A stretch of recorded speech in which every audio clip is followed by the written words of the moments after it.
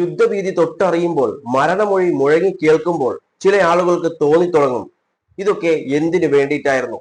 ആ തോന്നൽ നിന്നാണ് ഇപ്പോൾ ഇസ്രായേലിലും US-ലും ഉള്ള പല ഭാഗത്തും ഇപ്പോൾ വലിയ വലിയ പ്രൊട്ടസ്റ്റുകൾ നടന്നുകൊണ്ടിരിക്കുന്നത്.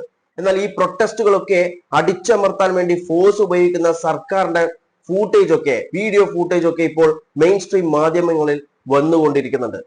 അത് മാത്രമല്ല, US പ്രസിഡന്റ് ഡൊണാൾഡ് ട്രംപിനെ എയറിലേക്ക് ഇങ്ങനെ കൊണ്ടുപോകുന്ന ദൃശ്യങ്ങളും പല രീതിയിലും എയറിലിങ്ങനെ കൊണ്ടുപോകുന്ന ദൃശ്യങ്ങളൊക്കെ ഇപ്പോൾ മീഡിയാസിൽ വന്നുകൊണ്ടിരിക്കുന്നുണ്ട്. നല്ല രസമാട്ടോ കാണാൻ വേണ്ടി. ഈ വീഡിയോന്റെ അവസാനം ഞാൻ വെക്കാം, ആരും കാണാതെ പോകരുത്. അപ്പോൾ ഒരു ജനതയുണ്ടായിരുന്നു, മറ്റു രാജ്യങ്ങളുമായി വാറുണ്ടാക്കി ആ യുദ്ധത്തിൽ ആളുകൾ കൊല്ലപ്പെടുമ്പോൾ ഇവിടെ ആർത്തുല്ലസിച്ച് സന്തോഷിച്ച് ജീവിച്ചിട്ടുണ്ടായിരുന്ന ഒരു സമൂഹം. എന്നാൽ അവരത് ഓർത്തില്ല അതേ അവസ്ഥ അവർക്ക് വരുമെന്ന്. ഇപ്പോൾ ആ അവസ്ഥയിലാണ് അവർ ഇപ്പോൾ ഉള്ളത്, ഇസ്രായേലികൾ. They never expected this kind of defensive action from Iran എന്നാണ്. ഇറാനിൽ നിന്നും ഇങ്ങനെ ഒരു ഡിഫെൻസീവ് ആക്ഷൻ അവർ സ്വപ്നത്തിൽ പോലും പ്രതീക്ഷിച്ചിരുന്നില്ല. എന്നാൽ ഇപ്പോൾ അത് അവർ അനുഭവിച്ചുകൊണ്ടിരിക്കുന്നു. മരണത്തിന്റെ ഒക്കെ രുചി അവർ ഇപ്പോൾ അറിഞ്ഞുകൊണ്ടിരിക്കുന്നു. നമുക്ക് ആ പ്രൊട്ടസ്റ്റ് ഒന്ന് കണ്ടിട്ട് വരാം.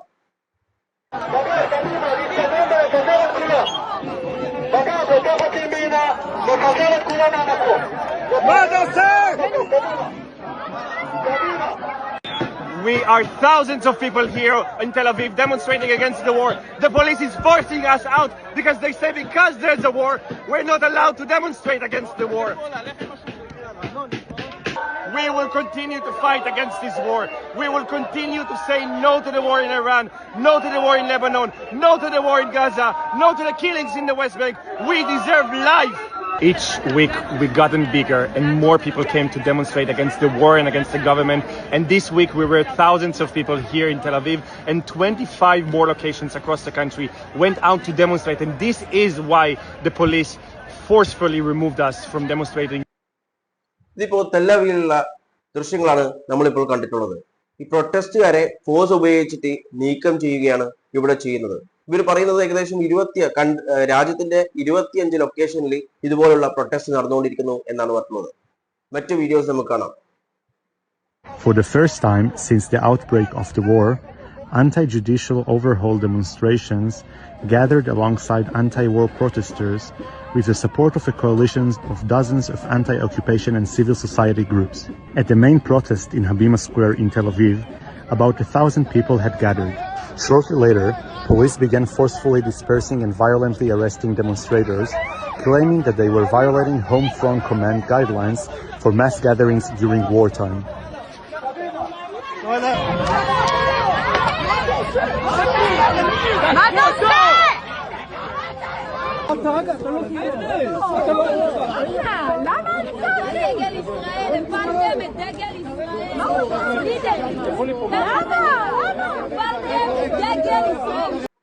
ഇപ്പോൾ കണ്ടിട്ടുള്ളത് തെല്ലവീവും അതുപോലെ ഹൈഫയിലൊക്കെയുള്ള ദൃശ്യങ്ങളാണ് നമ്മൾ കണ്ടിട്ടുള്ളത്.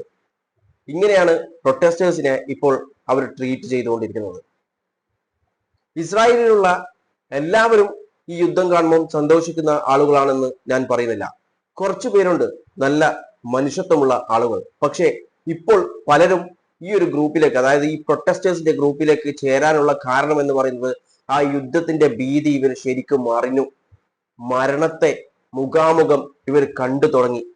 അതുകൊണ്ടാണ് ഇങ്ങനെയുള്ള പ്രൊട്ടസ്റ്റേഴ്സ്. ഇതിപ്പോ 2 സ്ഥലങ്ങളിലാണ് കാണിച്ചിട്ടുള്ളത്. ഇവർ പറയുന്നത് ഏകദേശം 25 സ്ഥലങ്ങളിൽ ഇതുപോലുള്ള പ്രൊട്ടസ്റ്റ് നടന്നുകൊണ്ടിരിക്കുന്നു എന്നാണ്. ഇനി നമുക്ക് അങ്ങ് ട്രംപിന്റെ നാട്ടിലേക്ക്, അമേരിക്കയിലേക്ക് പോവാം.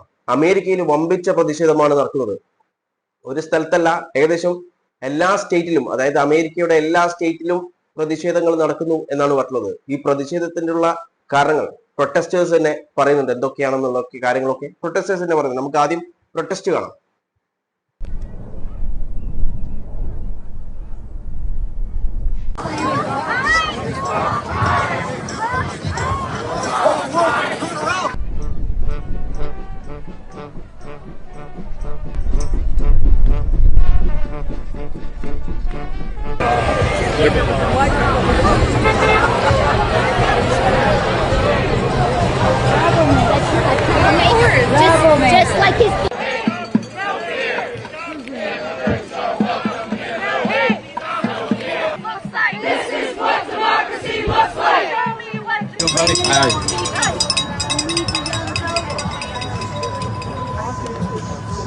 Yeah, when we were spread out, we thought to ourselves, this is a problem.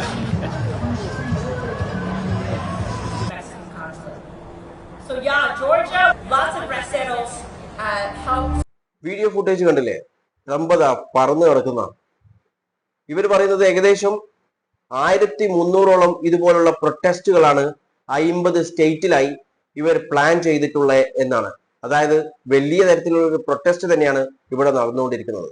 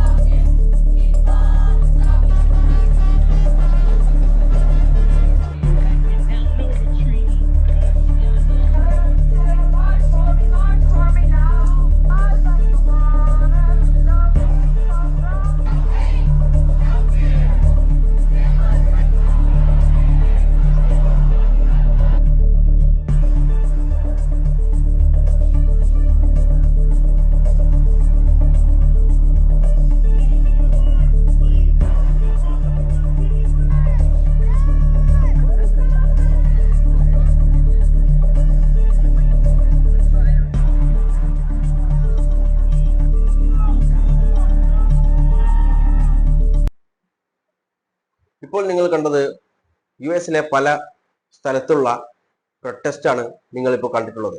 ഈ പ്രൊട്ടസ്റ്റ് ഒക്കെ പറയുന്നത് പ്രത്യേകിച്ചും ഈ യുദ്ധം നിർത്താൻ വേണ്ടി മാത്രമല്ല, അല്ലെങ്കിൽ യുദ്ധത്തിനെ സഹായിക്കുന്ന കാര്യത്തിൽ മാത്രമല്ല protest.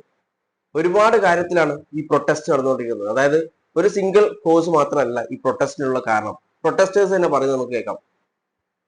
I stand here to defend with my life the Constitution of the United States of America against all enemies, foreign and domestic. Full stop. Well, I think it's important for everybody to make a stand against authoritarianism and fascism and greed, and all Trump is doing is making himself wealthy while taking away from regular Americans. He took healthcare away for. ഇവർ പറയുന്ന പല കാര്യങ്ങൾ എന്ന് പറയുന്നത് ഒന്ന് അബ്സ്റ്റീൻ ഫയലാണ്. അതുപോലെ American ഗവൺമെന്റിന്റെ, അതായത് ട്രംപ് അഡ്മിനിസ്ട്രേഷന്റെ പോളിസീസിനെ കുറിച്ചിട്ടുള്ള കാര്യങ്ങളൊക്കെ കൊണ്ടാണ് ഈ പ്രൊട്ടസ്റ്റ് നടത്തുന്നത്. അങ്ങനെ പല കാര്യങ്ങളാണ് ഈ വാറിന് സഹായിക്കുന്നതും. അതായത് ഇവർ പറയുന്നത് വെച്ചാൽ മറ്റു സ്ഥലത്തെ കോൺഫ്ലിക്റ്റിൽ നമ്മളെ വെറുതെ ഇടപെടിക്കേണ്ട കാര്യമില്ലല്ലോ എന്നാണ്. അതായത് ഇടപെടേണ്ട എന്ന രീതിയിലാണ് ആ ഒരു ഇതിലാണ് ഇവരുടെ പ്രൊട്ടസ്റ്റ് വരുന്നത്. അതുപോലെ ബില്യൺസ് ഡോളറാണ് US യുദ്ധത്തിന് വേണ്ടിയിട്ട് ചെലവാക്കുന്നത്. അപ്പോൾ അതും കാരണമാണ്. കാരണം അതിലൂടെ US-ന്റെ ജനങ്ങൾക്കാണ്, അവിടുത്തെ സിറ്റിസൻസിനാണ് അതിന്റെ ബേർഡൻ വരിക.